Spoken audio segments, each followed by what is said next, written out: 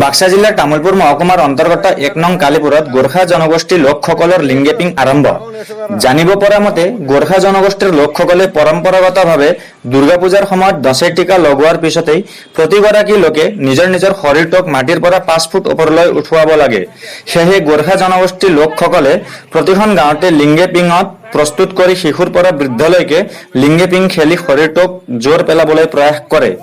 ধৰ্মীয় বিশ্বাস অনুসৰি যদিহে গোৰ্খা জনগোষ্ঠীৰ লোকসকলে এই লিংগেপিং প্ৰস্তুত নকৰে তেতিয়াহ'লেও শৰীৰটোৱে শান্তি নাপায় বুলি স্থানীয় লোকসকলে জানিবলৈ দিয়ে।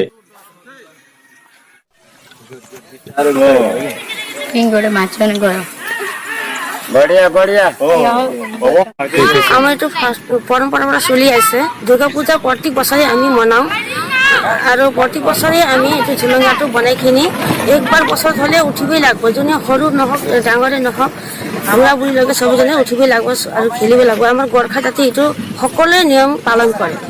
পালন করার পাছত আমি এইটো প্রত্যেক বছরে ফটা পিন্ধিখিনি একবার হলে মাটি কিমান দিন লাগে থাকে এইটো?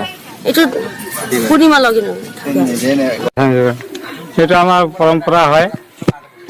আমার গোর্খা জাতির বছরে বছরে আমি এনেকা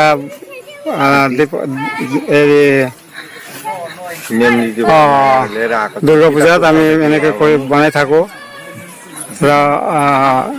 এনেকুৱাই আমি এই 4টা বাঁহ দি আমি এটা ঝুলঙা নহয় লিংগেপিং বনাই লওঁ।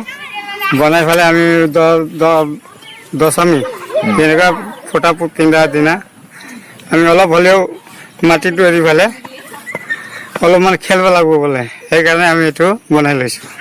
বাক্সাৰ পৰা ধীৰজ উপাধ্যায়ৰ ৰিপৰ্ট, দৈনিক গণবাৰ্তা।